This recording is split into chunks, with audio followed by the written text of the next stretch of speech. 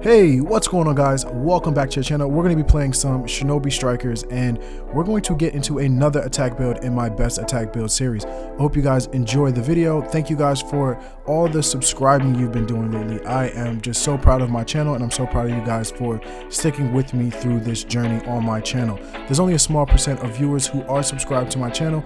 If you enjoy my videos, you can always subscribe to my channel and unsubscribe later if you don't enjoy them. So without further ado, I'd like to get into the video. We're going to get into some gameplay, and we're also going to get into the build. So make sure you stick around for the end because there's a lot of things to unfold for this build, and I want to make sure you guys get the most out of the build possible. So without further ado, let's get it going.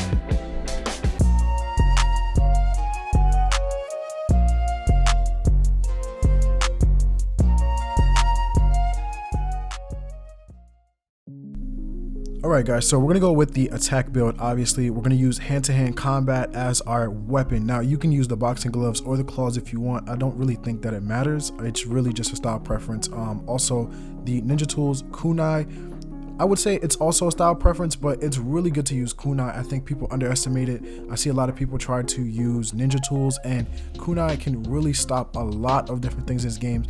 Also some ninjutsu it can stop, and even some ultimates, which is, I think it's just crazy. So why not go with that? I think that's the safest route. For the costume, we're gonna go guy outfit color 5 and round sunglasses. Besides the skills, this is again another style preference. I wanted to look like a Rock Lee or a Might Guy build, and I think the color way for this outfit is just, it looks amazing.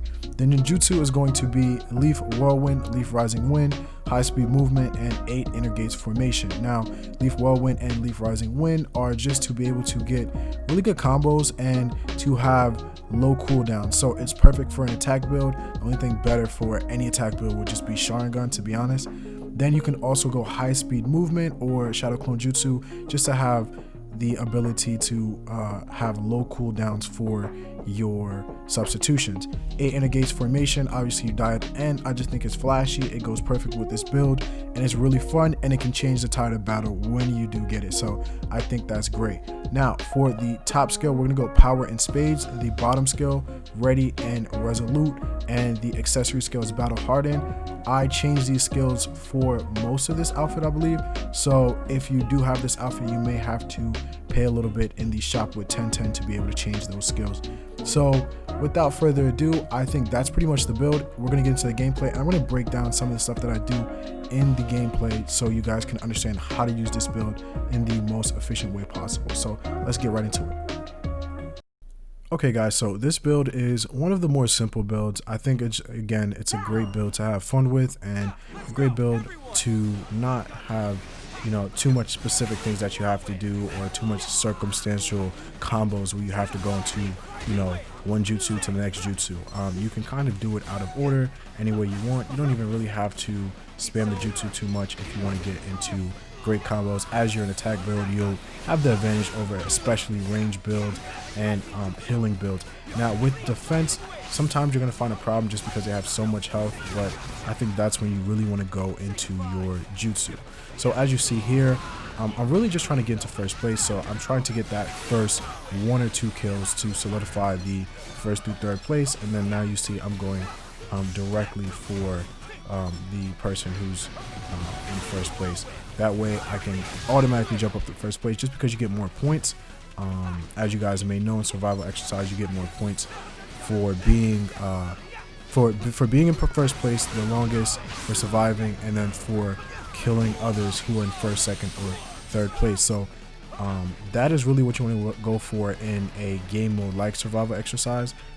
I go for the most amounts of kills, least amounts of deaths, and killing first, second, and third consistently. Occasionally you'll see I'll kill someone who's not in first, second, and third, just because I believe, you know, sometimes it's a great way to get points, as those are the people who usually don't have the highest amount of confidence when it comes to killing the opposition. So that is basically the strategy for this build. You know, always make sure you want to get the scrolls. That's something that's really necessary, I feel like, in games like this. You know, those little things help you because, again, as you see, I'm completely healed. I can jump into combat and I can, you know, get those 1 or 2 extra kills for the span of my life, you know. So, and it also helps to get that ultimate gauge up by getting more kills and being more active in a battle instead of being a little bit more strategic and being able to run. So that is pretty much the strategy. I hope you guys enjoyed the video. Make sure you guys like, subscribe, and comment if you haven't already. And alrighty guys, I'll leave it to you.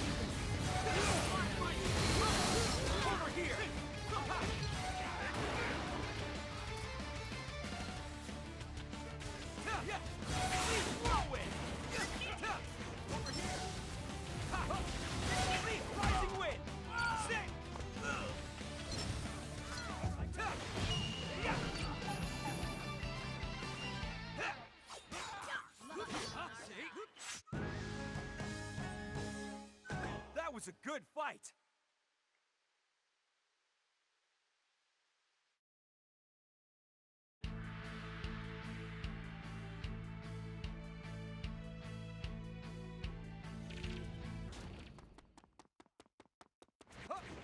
Battle! Okay, let's shoot. Ha! Complete whirlwind! Complete rising wind! Sing!